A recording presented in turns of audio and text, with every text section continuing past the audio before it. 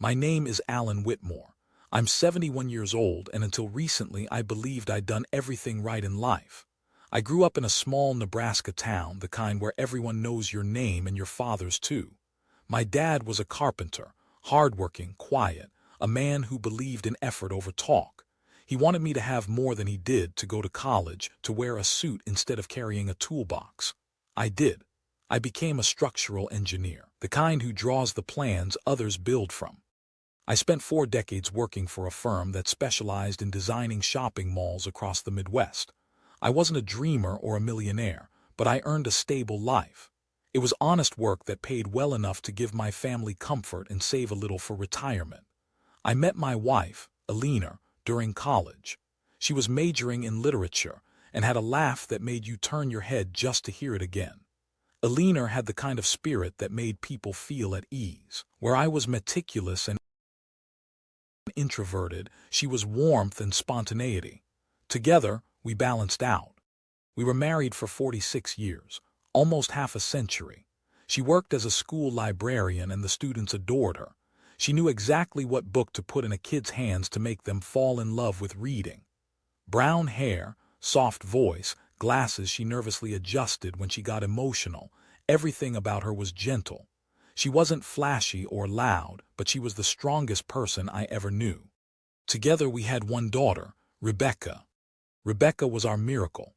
After 2 miscarriages, Alina nearly gave up hope. When she finally held Rebecca in her arms, she wept for an hour straight.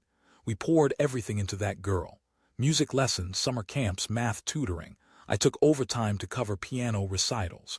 Alina read to her every night, from Dr. Seuss to Jane Austen. We believed in her.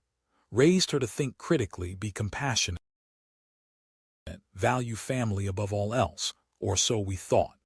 Rebecca was a bright child, graduated top of her class, studied marketing at a respected university, moved to Omaha, got a job at a firm whose name I could never remember, but she was successful, called us every week, came home for holidays, brought stories from work and pictures of her travels.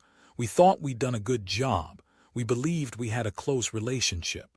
When she met Derek, we were happy for her. He was a financial analyst, 8 years older, polished, confident. He spoke in terms of assets and returns. Not quite my kind of guy, but he seemed to love our daughter. That was enough. The wedding was grand, maybe too grand, but Alina said, let her have her moment. So we let it go. The photos were beautiful, and Rebecca smiled in every one of them. That was what mattered. But slowly, things began to change. At first, the calls became less frequent. Then the visits stopped being regular. Busy season, she would say. Client deadlines. Or Derek had a business trip, or they had to attend some fundraiser. Alina was the first to sense something was wrong. She sounds like she's being watched when she calls. She whispered one night after a phone call. Do you hear how carefully she chooses her words? I brushed it off, said it was just the pressure of adult life, that things would return to normal, but they didn't. The distance grew, subtle at first, just space, then silence. Eventually we became the parents who waited for a call that rarely came. And then Alina got sick. It began with fatigue, then stomach pain, then the tests, the diagnosis, pancreatic cancer, stage 4. When the doctor said the words, Alina didn't cry. She just looked at me and said, we need to tell Rebecca right away. We did. She drove down that weekend, held her mother's hand, cried, promised to visit more, promised to be there. But promises are easy to say. In the 8 months of Alina's decline, our daughter visited twice, once for her mother's birthday, once more when Alina had a sudden collapse. The rest of the time it was just me. I became the caretaker, learned to puree her favorite meals, sat beside her bed reading the novel she once loved, held her hand as she wasted away. I did it all willingly, because I loved her. But she missed her daughter. She asked me once in a whisper, did we do something wrong with Rebecca? I didn't have an answer. That thought haunted me. We'd given her love, freedom, opportunity. How could she grow into a woman who wouldn't come to say goodbye? In her final weeks, Alina barely spoke.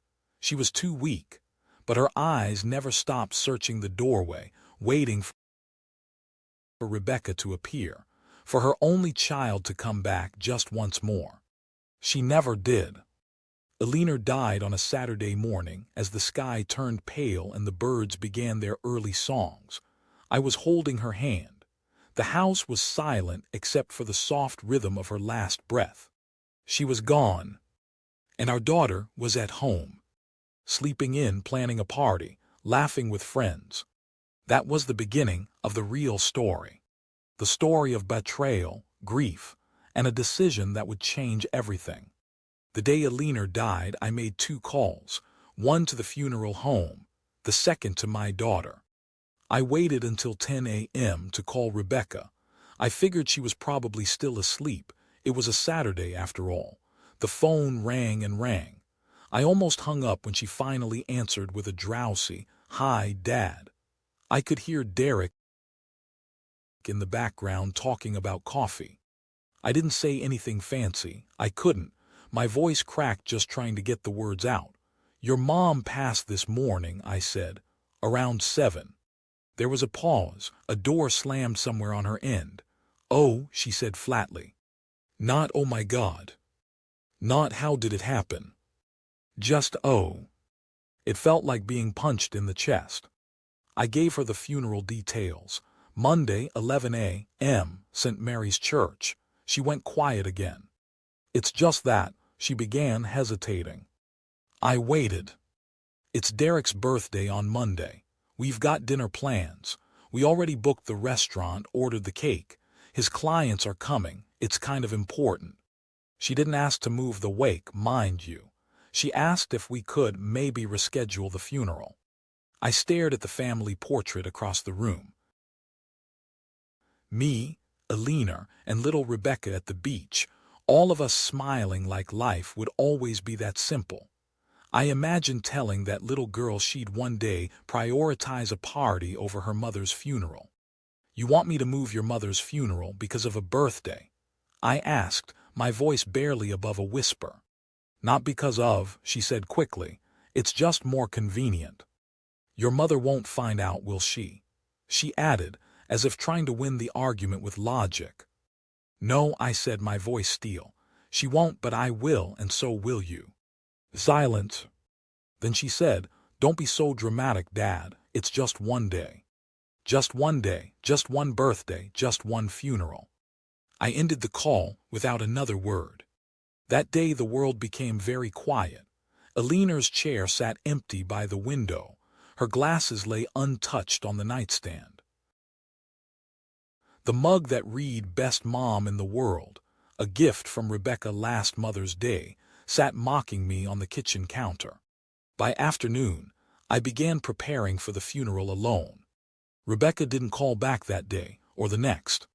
But my brother Theodore did, and so did his wife, and Mrs. Langley from next door, the pastor, Eleanor's friends from the book club, even some of the kids she had read to at the library when they were young, now grown, sent their condolences. Everyone came forward, except the one person who should have. Monday came, gray and rainy, like the sky itself mourned Eleanor.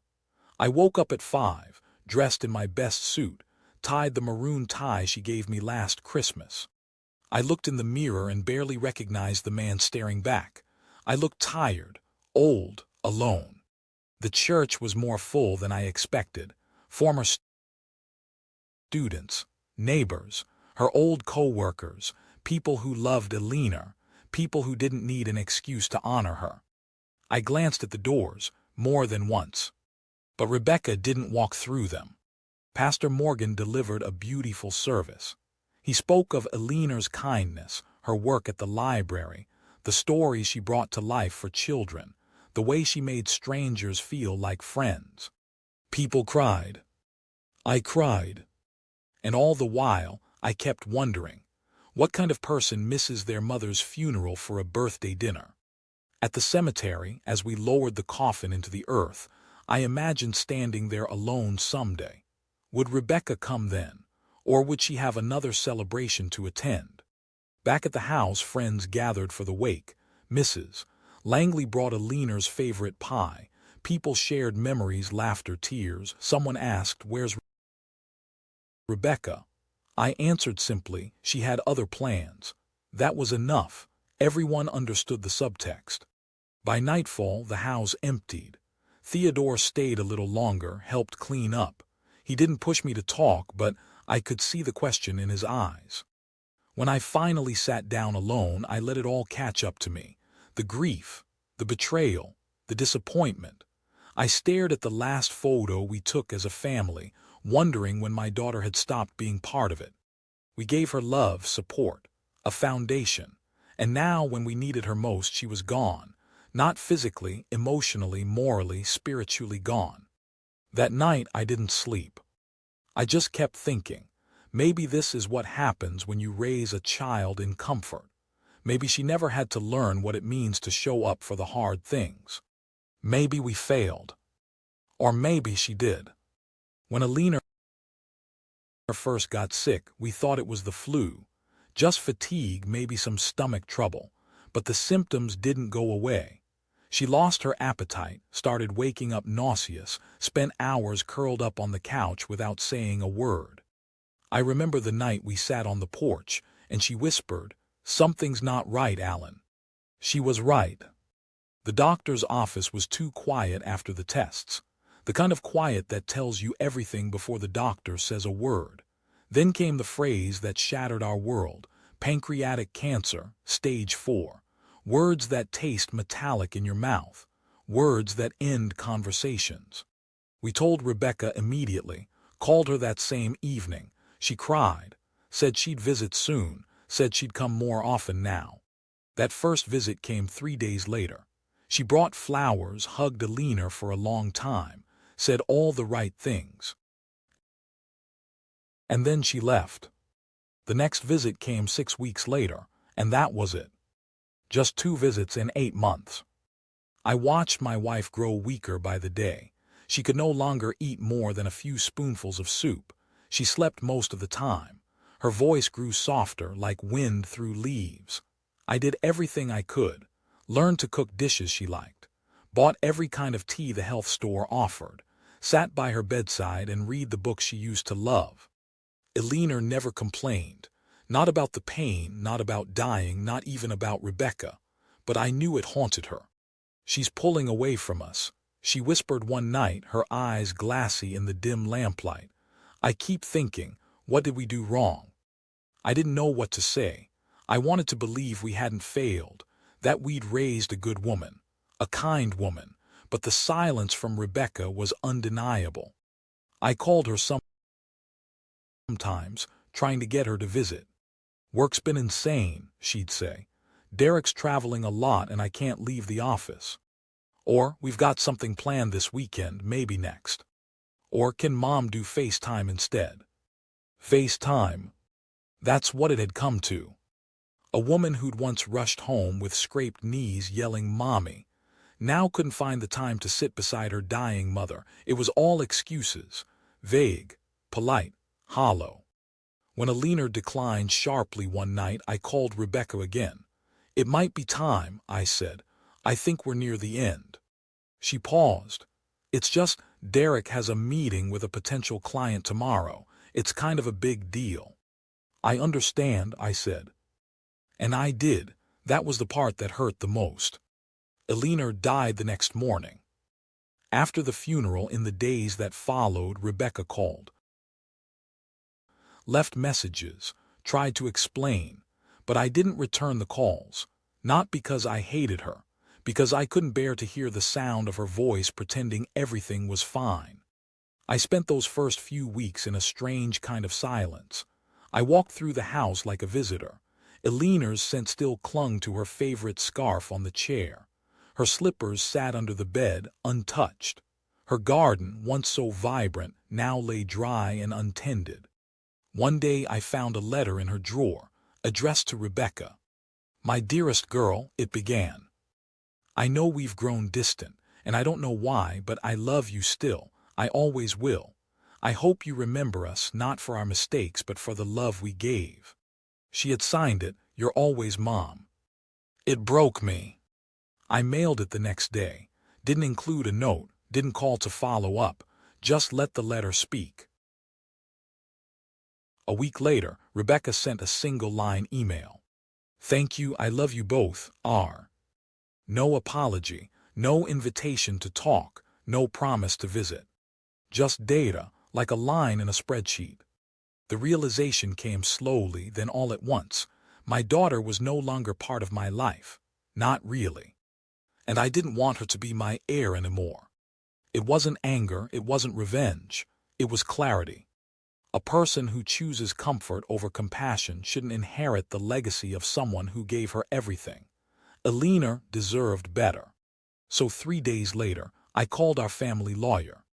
"I need to change my will," I told him. There was a long pause on the other end. "Of course," he said. "Shall we schedule an appointment?" "Yes," I said. "It's time." Monday morning arrived with overcast skies and a chill in the air that sank into your bones. I had always imagined I'd bury Alina on a day filled with sunlight, with birdsong in the distance, and spring flowers blooming around the churchyard. But the heavens disagreed. That morning the world was gray, soaked in drizzle and heavy with silence. I woke up before dawn. Alina's side of the bed was cold and empty, though I still reached for her out of habit. It struck me again that this was real, permanent. The woman I'd shared everything with for 46 years was now a name on a program, a photograph in a frame. I put on the suit I'd worn to my nephew's wedding 5 years ago and knotted the burgundy tie Alina had gifted me the previous Christmas. It felt like wearing history. I stared at myself in the mirror, barely recognizing the man looking back. Lined face, hunched shoulders, eyes that had seen too much. People began arriving around 10:30. Some brought flowers, others brought warm embraces, but everyone brought memories. Neighbors, former students, women from her reading circle, even kids who were now adults but remembered her reading to them in the library. Everyone was there except our daughter. I watched the church doors between hymns. Every creak made my heart jump. I kept expecting Rebecca to walk in, breathless, apologetic, eyes full of tears. She never did. The service began. Pastor Morgan, a kind man with a soft voice and steady hands, led the way. He spoke of Alina's kindness, her work with underprivileged children, her ability to make anyone feel at home. He spoke of faith, love, and loss. I don't remember half the words. I just remember that it hurt to listen. At the cemetery, the rain had turned heavier. Umbrellas opened like flowers in reverse. The wind cut through my coat. I stood by her grave, watching as the casket was lowered into the ground. "Goodbye, Elle," I whispered. "You deserved better than this." I tossed in a handful of soil, the sound loud in my ears. Around me, others did the same. One by one, people turned away, umbrellas bobbing, steps squelching in the mud. Still no Rebecca. At the house, the wake was quiet. Tea, casseroles, cookies. People shared stories, laughter that quickly turned into misty eyes, then silence. Someone asked again, "Where's Rebecca?" I offered no explanation this time. After everyone left, I stood in the hallway staring at Alina's coat still hanging on the rack, her shoes still by the door. I couldn't bring myself to move them. The house felt unfamiliar now, spacious in the wrong way, echoing, as though every corner whispered her name. That night, Rebecca called. I didn't answer. She called again the next day. Then she left a voicemail. "Dad, I know you're upset. I wish I could have been there, but things were complicated. I think about Mom every day. Please call me. We need to talk." I listened, then I deleted it. There are things you can't explain away with the word complicated. Like the fact that your mother died wondering if you still loved her, that she left this world scanning the doorway, hoping you'd walk through it. I wasn't angry, I was tired. So very tired. That Friday, I sat across from our family lawyer, a man named Franklin I've known for 20 years. He drafted our original will back when Rebecca was just entering college. "You're sure about this?" he asked, adjusting his glasses. "I am," I said, sliding him a piece of paper with a new list of beneficiaries. "Everything. Everything." He looked at the list. Half to the Children's Reading Foundation Alina volunteered for, a quarter to the local cancer support organization, the rest to the animal shelter she always donated to. "And Rebecca?" he asked. "She gets nothing." Franklin leaned back in his chair. "You understand she could contest it." "She can try," I said. He looked at me for a long moment. "Why not tell her?" "Because I'm not doing this to punish her. I'm doing it to reflect reality. She's already gone. This just makes it official." He nodded, pulled out fresh documents, and began writing. That night I went home and sat in Alina's chair. Rain tapped against the windows, and the house creaked like it was exhaling sorrow. I poured a glass of her favorite wine and raised it in silence. "To you," I said, "you deserved better, but you'll be remembered right." In the end, it wasn't about revenge. It was about truth. After the funeral and the silence that followed, the idea of changing the will didn't feel like revenge. It felt like justice.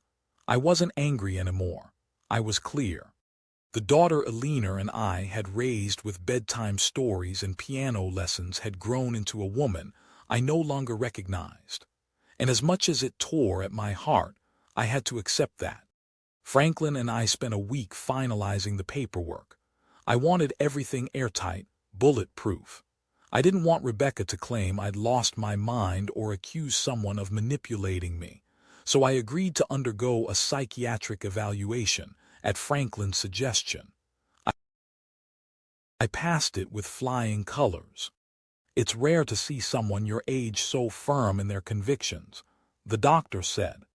I told him, "Some truths are loud enough to keep you awake." Once the documents were drafted, I signed them in the presence of two witnesses, Mrs. Langley from next door and Pastor Morgan. They asked no questions. They simply nodded and offered their support. Pastor Morgan even put his hand on my shoulder and said, "Sometimes love means letting go."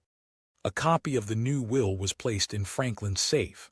Another was locked in my deposit box. It was done. I went home, made tea, and sat at Alina's desk, the same desk where she'd spent so many evenings writing book reviews and school reports. I picked up a pen and tried to write a letter, not to Rebecca, to Alina. "My darling," I began, "I changed the will today. Rebecca is no longer our heir. I hope you understand. I know how much you loved her. I know you always believed she'd come around. But she didn't. And she never came to say goodbye. She chose a dinner party over your funeral. I couldn't let that go unanswered." I stopped writing. My hands trembled. My throat closed. The pain of betrayal, of silence, of Alina's empty side of the bed, it all hit me at once. I crumpled the letter, started again, crumpled that one too. Eventually, I burned them all in the fireplace. Words didn't help, not this time. Rebecca kept calling, once, twice a week, always leaving voicemails. At first she was apologetic. "Dad, I know you're upset, but please, let's talk." Then defensive. "You're being unfair. Mom wouldn't want this." Then cold. "Fine, ignore me. Just know you're pushing me away." As if I needed any help with that. I didn't respond. I didn't need more empty words. I needed action. Change. Proof that the woman I once loved as my daughter still lived somewhere under all the marble floors and curated Instagram photos. In June, I began gardening. It was something Alina had always done. Tulips in the spring, tomatoes in summer, roses along the fence. I used to tease her for it. "You've got your hands in the dirt again," I'd say. Now I understood. The garden didn't talk back or disappoint me. It responded to care. If you watered it, it bloomed. If you neglected it, it withered. Simple, honest. I spent hours out there, trimming, digging, planting. I found her old gloves still in the shed, still marked with little ink spots from her library days. Neighbors passed by, waved. Some stopped to say how lovely the garden looked. I nodded politely, but I didn't talk about Rebecca, not to anyone. One evening in July, as I was watering the roses, I heard the sound of a car pulling up the driveway. It was Rebecca. I recognized her car before she stepped out. She wore a navy coat, expensive-looking boots, her hair styled just so. But her eyes looked unsure. "Hi, Dad," she said cautiously. I didn't say anything. I wanted to talk. I stood there, hose in hand, garden wet and gleaming behind me. "You haven't returned my calls," she said. "I figured I'd come in person." Still, I said nothing. "I know I messed up. I know missing the funeral hurt you. I'm sorry, I really am." She took a step forward. "Can we go inside?" I nodded eventually. We walked in silence. Inside, the house had changed. I'd taken down most of the photos. The living room felt colder, stripped of memories I could no longer trust. She looked around, clearly noticing the differences. "It's different," she said. "So are you," I replied. We sat. I made coffee out of habit, poured 2 cups, set them on the table between us. Rebecca looked down, wrapped her hands around the mug. "I didn't come to fight," she said. "I came to make things right." I studied her face. There were faint lines now around her mouth and eyes. She wasn't the girl from the photo on my mantel anymore. "I should have been at the funeral," she said. "No excuse, no justification, it was selfish. Derek said, well, it doesn't matter what he said, I made the choice." I nodded, not in agreement, just acknowledgement. I was wrong. That was the first real sentence I'd believed from her in over a year. She took a breath. "Is there any way to fix it?" I leaned back in my chair. "You can't undo what you did," I said, "but you can decide what kind of person you want to be now." She was quiet for a long time. Finally, she said, "What would you need from me?" I answered honestly. "Proof, not for me, for yourself, that you remember what it means to be family." She nodded, but I could see in her eyes she wasn't sure how to do that yet. That was okay. Seeds take time to grow. After that unexpected visit, Rebecca began calling more frequently. Once a week at first, then twice. But I didn't always answer. Sometimes I just listened to her voicemails, letting her words play out into the quiet of the kitchen while I stirred my coffee or pruned Alina's roses. "Hi, Dad, just checking in. Hope the garden's doing okay. Thinking about Mom today, I miss her. Please call me back, I want to talk." The messages sounded sincere. Maybe they were, but sincerity after the fact tastes different. It has an aftertaste of regret, of convenience. It's what you offer when the time for action has already passed. Still, I didn't delete them. I listened, every one of them. In August, Rebecca showed up again. This time she brought a pie, store-bought, not homemade, and a bouquet of flowers that weren't Alina's favorites. I didn't say anything. She looked awkward holding them like a guest at a stranger's house. We sat on the porch, the same one Alina and I had shared hundreds of sunsets on. Rebecca looked at the garden and said, "It's beautiful. You've kept it alive." "I try," I said. She reached for the pie on the table but didn't touch it.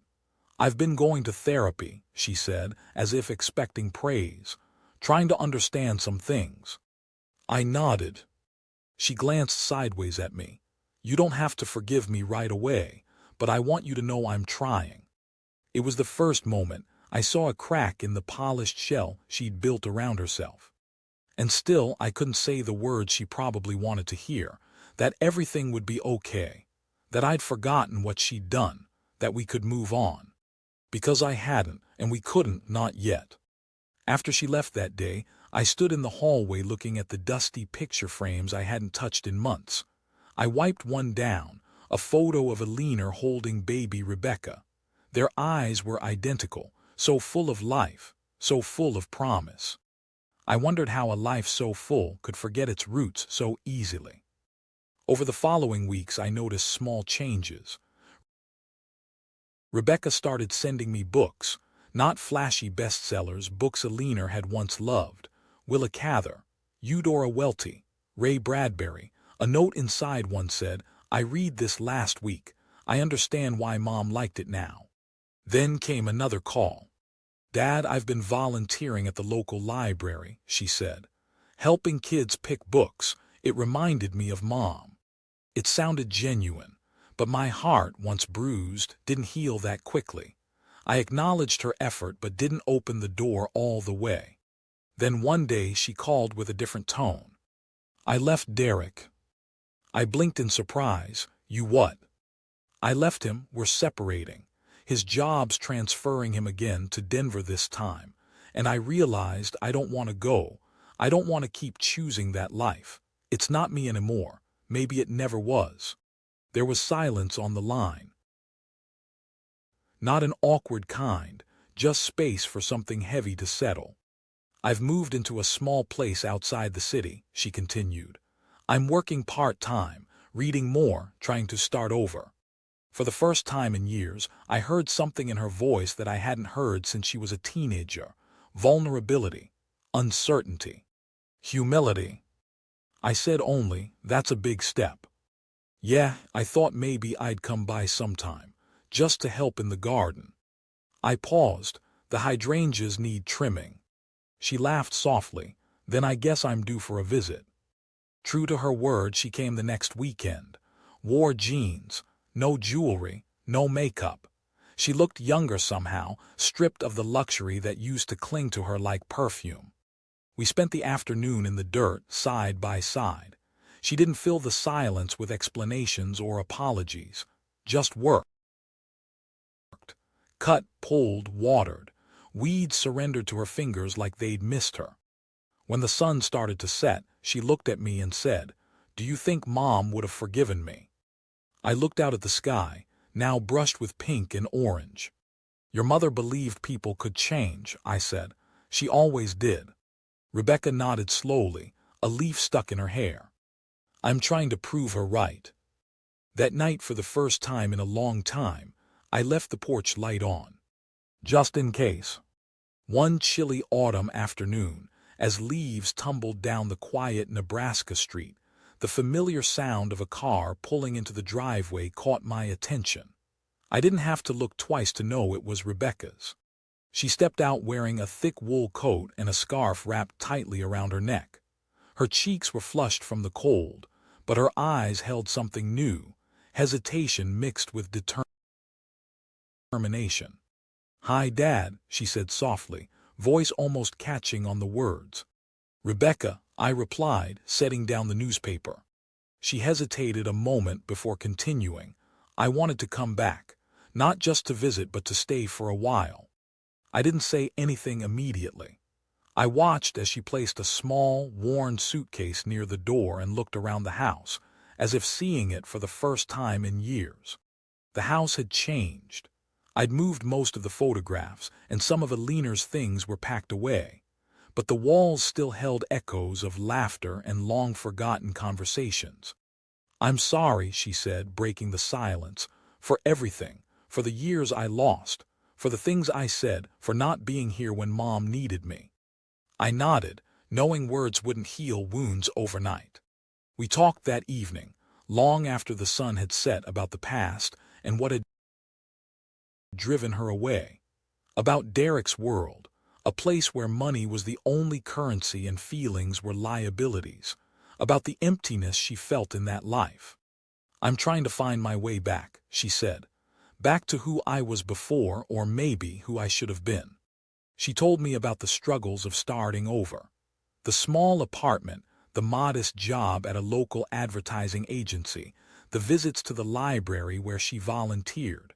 About the simple joys she was discovering, ones Alina would have treasured.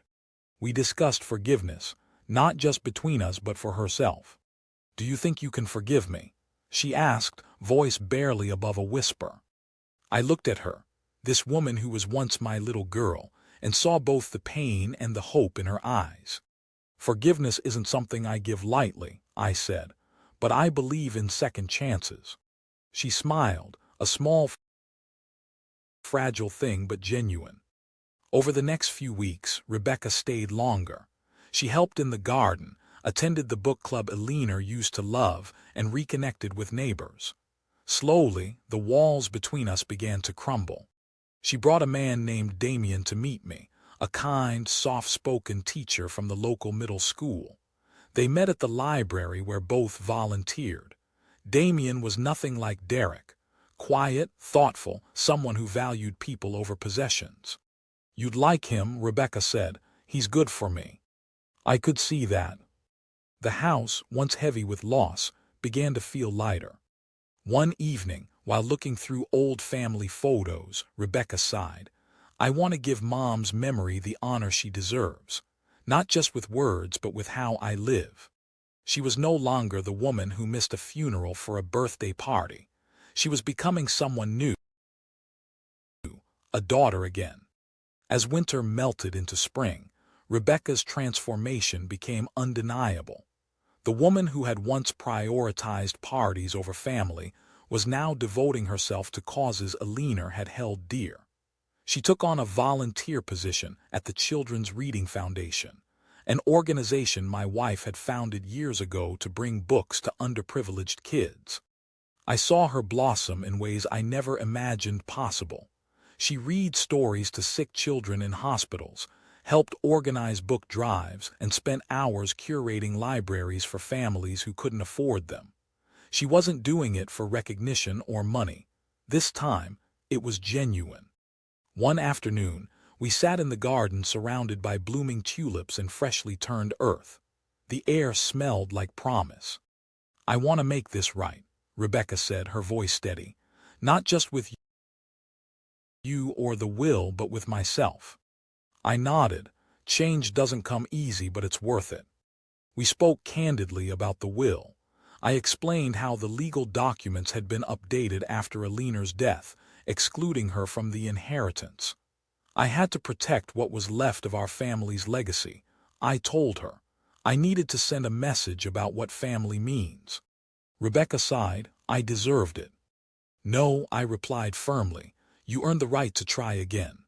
She looked hopeful but wary. "What happens now?" "Now," I said, "we see who you become without the weight of entitlement. You build a life on your own terms." She smiled, a quiet acceptance settling over her features. Months passed, and her calls grew more frequent and heartfelt. She no longer spoke of the past with regret alone, but with determination to rebuild. When she finally came to me with a tentative question, "Dad, would you consider changing the will if I continue down this path?" I surprised her. "I'm watching you, not the documents. Show me who you are and we'll talk." It was a delicate truce, a beginning. Then came the day she told me she was dating again. A man named Damien, humble, kind, a teacher with a passion for nurturing young minds. Unlike Derek, Damien valued people over profits. He understood the meaning of family. Rebecca asked if I wanted to meet him. I agreed. The day Damien arrived, I watched Rebecca in a new light, a woman who had faced her demons and was ready to embrace a different future. The three of us shared stories and laughter, a small but meaningful step toward healing. That evening, I sat alone in the garden, reflecting on the twists of fate. The daughter who had once turned her back on family was now fighting to come home. I realized that the will was not just a legal document, but a mirror, reflecting our values and choices. Rebecca's journey was proof that it's never too late to find your way back. Months turned into a year, and with the passing seasons, something remarkable happened. Our family began to heal. I sat at Eleanor's desk one bright morning, sunlight filtering through the curtains as I drafted a new will.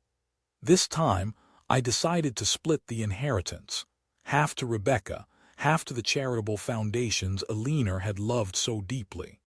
It was a compromise, a balance between justice and mercy, between past wounds and future hope. When I told Rebecca about the change, I saw a mixture of relief and humility in her eyes. "This means more to me than you know," she said quietly. She was no longer the daughter who had chosen convenience over loyalty. She was a woman learning the true meaning of family, a choice, not just blood. Together, we planted new flowers in the garden, tulips, daisies, and even Alina's favorite roses. Each bloom felt like a small victory over the grief and distance that had once consumed us. Rebecca's relationship with Damien blossomed as well.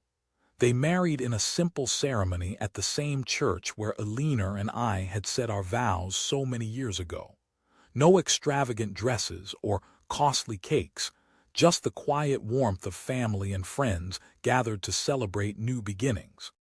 Rebecca glowed with a happiness that was deeper than any status or wealth could buy. "I married a man," she told me at the father-daughter dance, "not a lifestyle." Her words touched me deeply. Our home, once filled with silence and sorrow, now echoed with laughter and renewed connections. The little things mattered: shared meals, gardening together, quiet evenings by the fireplace. The kind of moments that make a house a home. Watching Rebecca nurture her own family, I saw a daughter reborn. A woman who had fallen but found the strength to rise again. And as spring unfolded around us, bringing new life to the garden and the world beyond, I finally felt peace. Not just the peace that comes with closure, but the peace born from forgiveness, growth, and hope. Alina would have been proud. Our family had survived betrayal and pain. It had been broken, but now it was healing together. The snow melted slowly that March, revealing the first shoots of tulips Alina had planted years ago. I sat on the porch, watching those green tips break through cold earth, a quiet reminder that life always finds a way to renew itself. Rebecca called that morning with unexpected news. "Dad," she said, voice warm and steady, "I'm pregnant." My heart skipped. She told me she and Damien were expecting a baby in the fall, a little boy they planned to name Octavian, after Alina. A tribute to the grandmother he would never meet, but whose spirit and love she hoped to pass on. It felt like a circle completing itself. From the bitterness of loss and betrayal had sprung a new chapter, a fresh beginning rooted in hope and forgiveness. Rebecca had come full circle. She'd left behind the world of wealth and status for a life filled with purpose and love. Barnaby, the man who once dictated her choices, had moved on, marrying a wealthy socialite far away. It was news that no longer stirred bitterness in Rebecca's heart. "He's found what he was looking for," she said calmly. I smiled, knowing my daughter had finally healed. Reflecting on everything, I realized family isn't just about blood. It's about choices made every day to forgive, to hold on, to grow. Money reveals character. It doesn't create it. The inheritance had been a test, and Rebecca had passed, not because of the money, but because of who she chose to become. And it's never too late to change. Sitting in the garden where Alina's roses bloomed, with the soft purr of our old cat beside me, I felt a peace unlike any I'd known since she passed. A peace born not from vengeance or pride, but from a healed family and renewed hope. The sun was setting behind the neighbors' houses, painting the sky in soft gold. I thought of Alina beside me, not as a ghost, but as a memory of love that survived death. A family that endured betrayal and hope that rose from despair. People can change. Families can heal. And life, like those tulips, always blooms again. Rebecca gave birth on a crisp October morning. The leaves had just begun to turn, the sky clear and blue, and the air filled with that unmistakable smell of wood smoke and changing seasons. I sat in the waiting room of the small local hospital, the same one where Alina had once volunteered, tapping my foot against the floor, hands trembling slightly. When Damien finally walked out, his face lit up with awe and exhaustion, I stood slowly, unsure of what I'd feel. But then he smiled and said, Would you like to meet your grandson?" And all the hesitation melted away. I stepped into the room, and there she was, Rebecca, pale but glowing, her hair matted to her forehead, eyes heavy but joyful. And in her arms, wrapped tightly in a pale green blanket, was Octavian. The moment I saw him, something shifted. He was so small, so impossibly fragile, and yet I could feel the weight of generations in his presence. He opened his eyes briefly, and though they were too young to focus, I imagined a leaner spark behind them. I leaned down, brushed a hand against his soft cheek, and whispered, "Welcome, little one. You're already more loved than you'll ever understand." In the days that followed, Rebecca stayed at our house during her recovery. We set up a crib in the room that had once been hers. Every creak in the floorboards brought back memories of her tiny footsteps, of bedtime stories and nightlights, of Eleanor humming lullabies just outside the door. Now I found myself humming again, the same tunes, only this time to Octavian. Nights were quiet but full, cries, feedings, diaper changes, but I didn't mind. The presence of a newborn in the house brought a strange kind of peace, like life had pressed a reset button. Damien proved to be an incredible father, attentive, patient, present. He spoke to his son with tenderness, even when the baby couldn't understand a word, and he never treated me like an outsider. In fact, he often asked for advice, invited me into decisions, and made sure I felt like part of their unit. It was a feeling I hadn't had in years. One evening, as I rocked Octavian in my arms by the fireplace, Rebecca walked in with a cup of tea and sat beside me on the old couch. "You were right, you know," she said. I looked at her, eyebrow raised. About family, about showing up, about not taking people for granted. I didn't get it back then. I do now. I nodded, swallowing the lump in my throat. I didn't need an apology anymore. This was better. We sat in silence, the baby breathing softly, the fire crackling low. Weeks turned into months. Life became beautifully ordinary again. Grocery runs, doctor visits, Sunday pancakes, afternoons in the garden. I taught Octavian to crawl in the same backyard where Eleanor once planted roses. His first word was book, and when he pointed at the shelf, I felt Eleanor's presence so vividly it brought tears to my eyes. Rebecca had begun writing children's stories. She read them aloud to Octavian, her voice gentle and melodic. She told me she wanted to publish one someday, one inspired by Eleanor, a story about kindness, loss, and the power of forgiveness. I told her Eleanor would be proud. Eventually, they bought a small house just a few blocks away, close enough to visit daily, far enough to build their own rhythms. Rebecca insisted I come for dinner every Thursday. It became tradition, a noisy, messy, wonderful evening where we laughed more than we talked and ate too much dessert. One Thursday, she pulled out an old photo album. We flipped through the pages together, Eleanor in her garden, Rebecca at her high school graduation, all three of us on that summer trip to Yellowstone. Time had changed us, but the memories remained sharp and real. At the final page, Rebecca had slipped in a new photo, Octavian asleep in my arms, both of us unaware the picture had even been taken. Beneath it she'd written in delicate ink, *, thank you for waiting for me to come back, *. Tears welled in my eyes. I closed the album and held her hand. "I never stopped hoping," I said. That night as I walked home under a sky full of stars, I realized something profound. Life doesn't always give you the story you want, but sometimes, if you're patient, it gives you something better. Not a perfect family, but a real one that falls and breaks but finds its way back. I opened the front door, turned on the hallway light and smiled. The house no longer felt empty. It felt alive. Spring came again, gentler this time.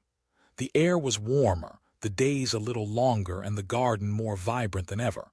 It had been 2 full years since Eleanor passed, and yet her presence lingered, not in the ache of loss anymore, but in the rhythms of daily life. Rebecca and Damien's house became a second home to me. Octavian had learned to walk, then run, and now I chased him around the garden like I once did with Rebecca. He laughed the same way she did when she was his age, unfiltered, bright, as if the world had never taught him anything but joy. One afternoon, I found him in the corner of the library, flipping through one of Alina's old books. He couldn't read yet, but he ran his fingers over the pages as though he understood the magic trapped in the lines. It nearly broke me, in the best way. Later that week, Rebecca invited me to a reading at the library, her first public presentation of the children's book she'd written. I sat in the front row, hands folded, heart racing like it was her first recital all over again. The story was about a little fox who wandered far from home, chasing glittering things. He forgot where he came from, until one day he stumbled upon the scent of the old trees he used to climb and the sound of his mother's lullaby in the wind. He returned, not as the same fox, but as one who had learned to love again. When she finished, the room clapped, children smiled, parents nodded, and I wept, quietly, proudly. Afterward she walked over, flushed with nerves and joy. "I dedicated it to her," she whispered, "to Mom." I squeezed her hand. She heard every word. We walked home that night under soft lantern light. Octavian dozed in the stroller. Damien told me they were expecting again, a girl this time. "You'll have to help us name her," Rebecca said. I didn't speak right away. The thought of a granddaughter, another child raised in the echo of Alina's kindness, was overwhelming. "You name her," I said, "but I'll tell her the stories." She smiled, eyes shining. "Deal." Months passed. Octavian started preschool. I taught him how to fly a kite, how to feed the birds without scaring them off. He called me Gramps, which made me chuckle every time.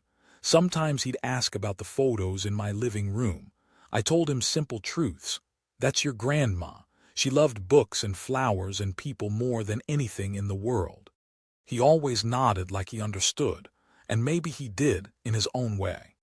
Then came the baby girl. They named her Aaliyah.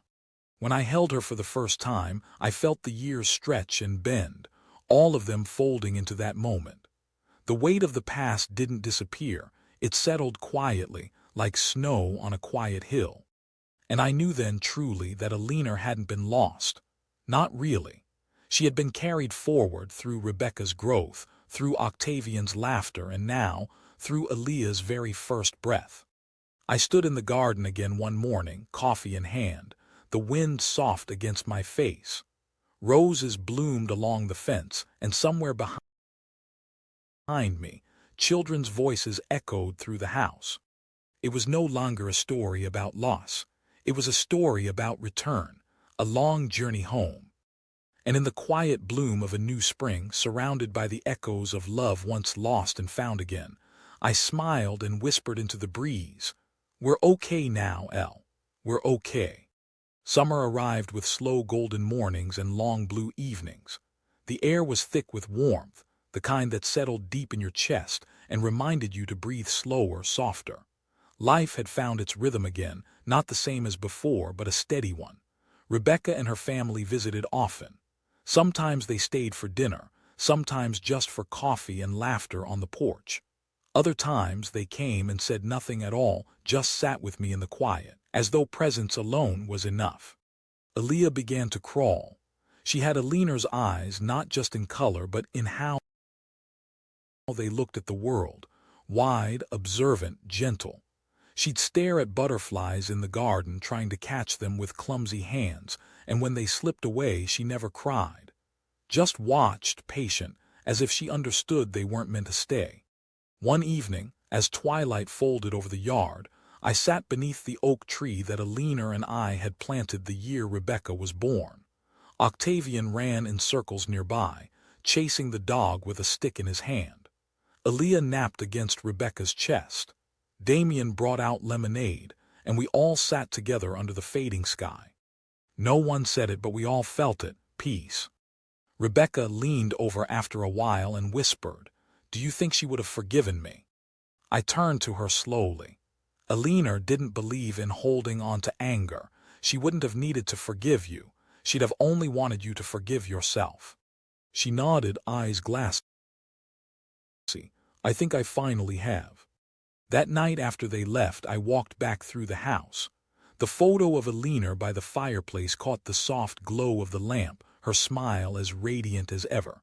I stood there for a long moment, just watching, and for the first time in years I didn't feel the sting. I felt warmth. I sat down and began writing again. Not a will, not a letter, just a story. One I knew my grandchildren might read someday. A story about a woman who loved deeply, a family who broke apart, and a daughter who found her way back. It wasn't a story of punishment. It was a story of return. A story of how the heart, if given the chance, always reaches for home. I wrote through the night, pages filling with quiet truth. And when I finished, I closed the notebook and placed it on the shelf next to Alina's favorite collection of short stories. In the morning, I'd show it to Rebecca, or maybe to Octavian when he was old enough to understand. But for now, I simply stepped outside, barefoot on the dewy grass, the sky warming above the trees. The garden was alive. The house was full. The silence that once haunted these rooms had been replaced with laughter, stories, life. And somewhere in the whisper of the breeze, I could almost hear Alina's voice. We had made it. We were whole again. Autumn crept in gently, with crisp mornings and golden afternoons that lit the garden in soft amber hues. The leaves rustled like old paper beneath our feet, and the air smelled of apple pie and wood smoke. I found myself waking earlier just to walk through the garden before anyone else was up. It had become a place of quiet rituals. A cup of coffee, a pause by the roses, a word or two whispered to the wind. Alina had started babbling now, little sounds that carried meaning only to her, though we all listened like she was giving a sermon. She'd sit in my lap and tug at the buttons on my shirt, or pat my face with those small, curious hands. When she laughed, it was like music, bright and quick and unburdened. Octavian had begun school, and I walked him there a few times when Rebecca was busy. He held my hand without shame, asking questions about birds, stars, and what it meant to be really old. I told him it meant you'd seen enough to know what truly matters. He seemed satisfied with that answer. Rebecca visited nearly every day, sometimes with the children, sometimes alone. We'd sit on the porch and talk about nothing, and yet it meant everything. One afternoon, she brought over a box from her apartment, old notebooks, drawings from her childhood, a stack of Alina's recipes written in her looping, careful script. We laid them out across the kitchen table and spent hours going through them. I remember this one, Rebecca said, holding up a worn card titled Asterisk Cranberry Walnut Bread. Asterisk, she made it every Thanksgiving. I hated the walnuts, but I never said a word. She knew, I said. She just liked making it anyway. We laughed softly, gently, the kind of laugh you only have when the pain has faded and what's left is memory and gratitude. That weekend, we baked it together. Octavian mashed the cranberries with more enthusiasm than skill, and Alina kept trying to crawl toward the oven. When the bread came out imperfect, a little burned on the edges, we all agreed it was the best version ever made, because Alina was there in every bite. Later that night, Rebecca stayed behind after putting the kids to bed. You know, she said, standing in the doorway of the garden, I used to think forgiveness was something you earned. But now I think, maybe it's something you give when you realize holding on is heavier than letting go. I didn't respond right away. I walked over, picked a small white rose from the bush Alina had planted so long ago, and handed it to her. She held it to her chest and whispered, "Thank you." We stood like that in the quiet, a father and daughter reborn. The silence between us no longer filled with pain, but peace. That winter, I wrote again. Stories for the grandchildren. Stories about Alina, about love and loyalty and the weight of choices. Stories I hoped they'd read one day and understand that every family has its winters, but spring always returns if you keep the roots alive. On Christmas morning, with snow outside and cinnamon in the air, I watched as Octavian opened a small box. Inside was Eleanor's locket, the one she used to wear every day. I had cleaned and polished it, placed a tiny new photo inside, one of Rebecca holding both her children in the garden. "Was this Grandma's?" he asked. "Yes," I said, "and now it's part of your story too." He nodded, solemn like only children can be when something truly matters. That night, long after everyone had gone to bed, I sat by the fireplace, a blanket around my shoulders, the locket resting in my palm. I looked up at the ceiling, past it into memory. "I kept my promise, Elle," I said softly. "We're whole again, you can rest easy now." And in the stillness, I felt her warmth not as a ghost, but as a presence woven into the very fabric of our lives. Nothing is ever truly lost when love remembers. And we would remember her always. The following spring arrived with early blossoms, soft pinks, whites and yellows stretching up toward a sky that seemed impossibly blue. The first morning I noticed the daffodils poking through the soil, I thought of Eleanor's hands digging into this earth, placing each bulb with care and precision. They had bloomed right on time, as if she were still keeping the garden's calendar from wherever she now resided. Life had settled into something so steady, so quietly full, that I sometimes forgot how broken it had once been. The grief hadn't vanished, it never truly does, but it had changed shape. It no longer knocked the wind out of me. Instead, it lived like a soft ache behind my ribs, a reminder of a love so strong it refused to be erased. Rebecca had become someone even I hadn't anticipated, patient, grounded, present. She hosted family dinners now. Simple ones. Home-cooked meals with laughter and mismatched chairs, and the sound of children dropping forks and giggling at the dog's antics under the table. Sometimes in the quiet moments between bites and stories, I'd catch her watching me. Not with guilt, not with sorrow, but with something closer to reverence. Like she understood now not just what was lost, but what had been saved. One evening she brought me a notebook, the cover worn, pages creased. "I've been writing again," she said, placing it in my lap. "Not stories this time, just thoughts, letters to Mom, to you, to myself." I flipped through it slowly.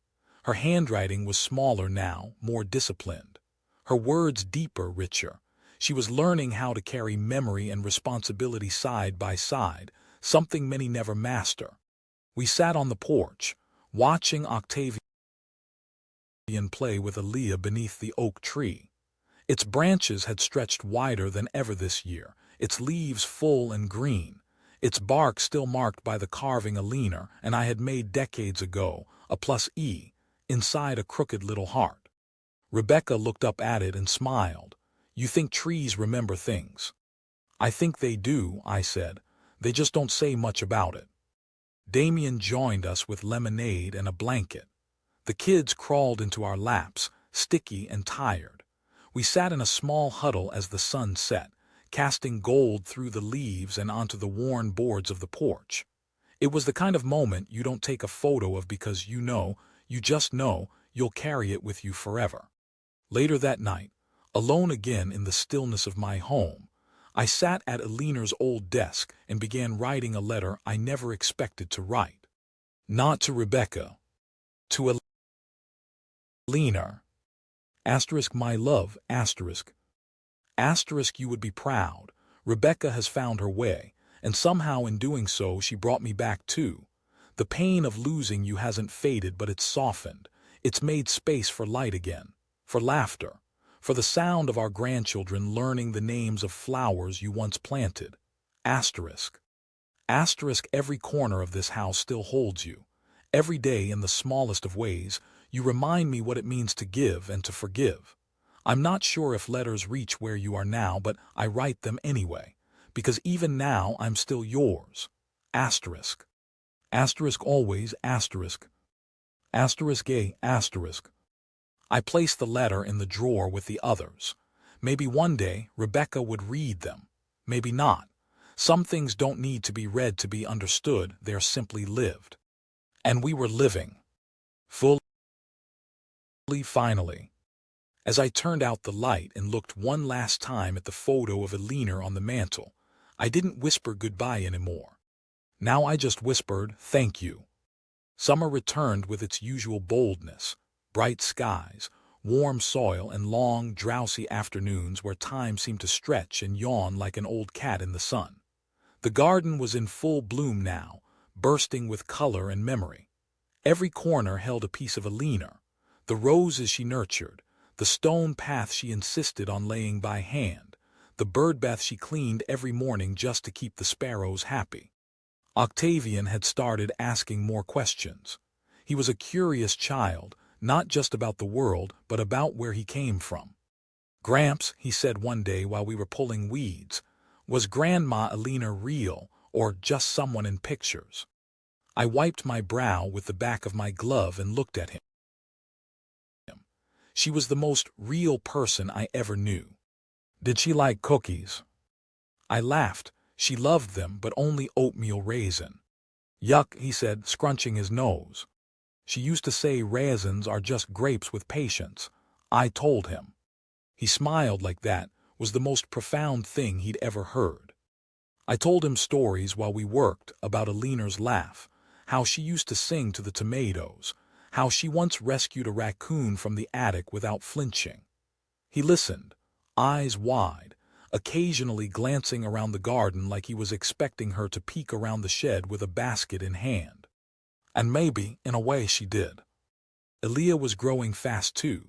She'd started talking, small words and mispronunciations that melted all of us. She loved books already, especially the ones with animals.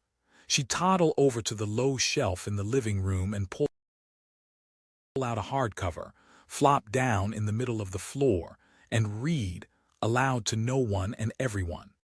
One morning, Rebecca sat next to me on the porch with her second cup of coffee and said, "I've been thinking of starting a scholarship, in Mom's name." I turned toward her, surprised but proud. "For girls in small towns who want to become teachers," she added. She believed in that, in giving people a chance. "She'd love that," I said. "She'd probably correct the grammar on the website, though." We both laughed. Later that summer, the scholarship launched. Small, modest, but filled with purpose. Rebecca wrote the mission statement herself. It read, asterisk in honor of Alina, who taught by doing, who gave without asking, and who believed that every girl deserves a library and a dream. Asterisk. We hosted a little ceremony at the library. Just a few chairs, some lemonade, and local families. Damien gave a short speech. Rebecca read one of her new stories aloud. I sat in the back, watching as the people Alina had once helped now clapped and smiled, her name spoken with reverence and gratitude. Afterward, one of the students, a bright-eyed teenager named Janelle, came up and said, "I want to be just like her." I nodded. "Then you'll be someone truly remarkable." As the sun dipped behind the hills that evening, I stood in the garden with a small trowel in my hand and planted a new rose bush, just under the old oak. A different color, soft coral, one Alina always admired but never got around to planting. For a long time I stood there, hands dirty, heart full. I didn't need more, not money, not revenge, not even answers to old questions. What I had now was better. A daughter reborn, grandchildren who carried her eyes, a community reminded of kindness, and a garden that bloomed season after season in quiet, glorious defiance of time. This, I thought, is legacy. Not what we leave behind, but what we build that continues to grow without us. And as night fell, I lit the porch lantern, not out of necessity but tradition. Because sometimes, the ones we love still find their way home, even if only in stories. That autumn I felt something shift inside me, not an ending but a settling, like a stone finally finding its place at the bottom of a stream. The chaos was gone. The grief no longer roared, it whispered now. Eleanor's name, once spoken through clenched teeth and behind damp eyes, had become something soft again, something whole. One evening, after dinner at Rebecca's, I lingered a little longer in the garden. Octavian had gone to bed. Elia had fallen asleep with her tiny hand curled around my thumb. The sky was a deep indigo, stars just starting to pierce through. Rebecca brought out 2 mugs of tea and handed me one. You ever think about what she'd say if she saw us now? I looked at her for a moment, smiled. She wouldn't say anything, she'd just nod, that was her way. We sat in silence, steam rising from our mugs, the crickets filling the space between. I thought about that first day, the funeral, the coldness in my daughter's voice, the echo of betrayal in an empty house. And I thought about now, this version of our life, the earned version. Forgiveness had not been easy, redemption had not been quick, but they had both been real. Later that night, back at my home, I did something I hadn't done in years. I pulled the box of Eleanor's letters down from the top shelf, dusted it off, and opened it. Inside were decades of our life. Grocery lists scribbled on napkins, birthday cards with bad jokes, love notes folded neatly in the corners of envelopes. I read until the sun started to rise. Then I took out a fresh sheet of paper and wrote one final note. Asterisk, my dearest Eleanor, asterisk. Asterisk, we made it. We stumbled, we broke, but we came back together. Rebecca came home, not just to the house, to herself. You'd be proud, no. You'd be at peace. Our family stands again. Not perfect, but stronger for what it endured. The kids are growing like wildflowers, and your garden, it's never looked more alive. Asterisk. Asterisk, I'll be joining you soon enough, not with fear, but with gratitude. Because you gave me more than love. You gave me the strength to keep loving after you were gone. I'll leave this world with your name in my heart and your voice in my soul. Asterisk. Asterisk, until then, my love, I'll keep the porch light on. Asterisk. Asterisk always, asterisk. Asterisk A, asterisk. I folded the letter, placed it gently in the box, and closed it.